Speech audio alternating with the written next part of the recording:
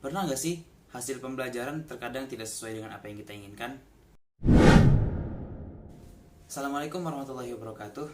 Halo guys, perkenalkan namaku Dias Ataya. Aku adalah mahasiswa Ilmu Al-Quran Tafsir di Institut Agama Islam Negeri Pontianak. Dan di samping pembelajaranku di kuliah, aku juga memperdalam bahasa Arab di Sang Bintang School.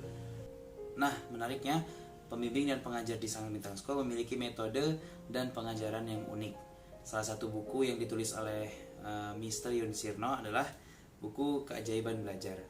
Nah, di sini aku akan membuat review book mengenai beberapa bagian dari buku ini. Kan di sini ada tetrabook ya, ada 4 bagian buku. Kemudian aku akan bahas di bagian kedua atau Secrets of Learning. Nah, di bagian kedua ini ada hal menarik dan kalau kita baca itu membuat kita semakin open minded ya, ataupun dapat insight yang baru tentang bagaimana konsep pembelajaran sehingga lebih mengena dan bisa lebih kita praktekkan gitu.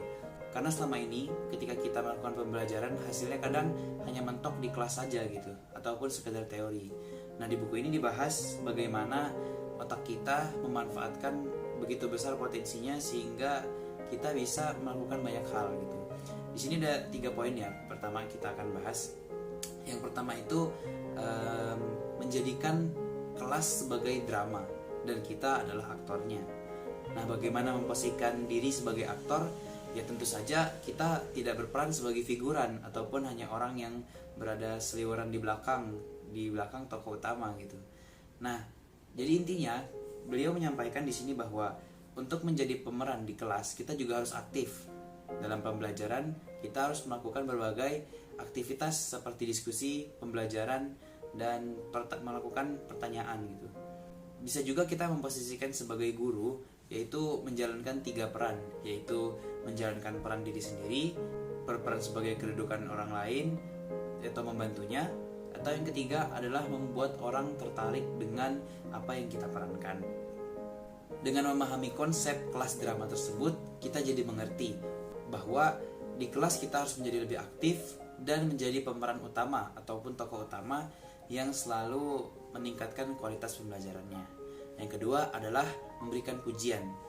Agim pernah berkata bahwa Indonesia adalah negeri yang pelit pujian. Kenapa? Karena banyak mahasiswa ataupun banyak siswa yang berprestasi namun tidak mendapatkan apresiasi yang lebih daripada pemerintah. Nah, hal ini tentu menjadi concern ataupun perhatian bagi kita selaku penuntut ilmu ataupun pelajar.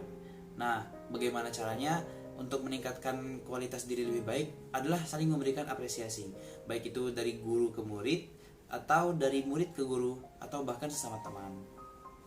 Nah, yang ketiga nggak kalah pentingnya bagi kita semua dalam melakukan proses belajar, yaitu metode belajar. Kenapa metode belajar itu penting? Dalam bahasa Arab, metode bisa kita katakan sebagai manhaj ataupun madhab. Nah, dari metode belajar ini kita juga mengerti bahwa ada langkah-langkah prosedur atau langkah-langkah struktural yang bisa kita tempuh sebagai pembelajar. Jadi misalkan dalam kitabnya Hasyim Asy'ari itu bahwa ada 3 langkah seorang pembelajar, yaitu ibtidaiyah, wastiyah, kemudian al-muntahi, yaitu yang tingkat terakhir.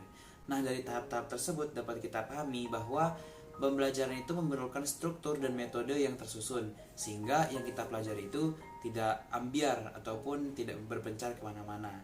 Nah, mungkin itu saja 3 poin yang bisa aku sampaikan sebelumnya mengenai book review dari buku Keajaiban Belajar karya Mr. Yun Sirno. Untuk poin-poin menarik selanjutnya di buku ini, silahkan tunggu videoku di part 2. See you next time.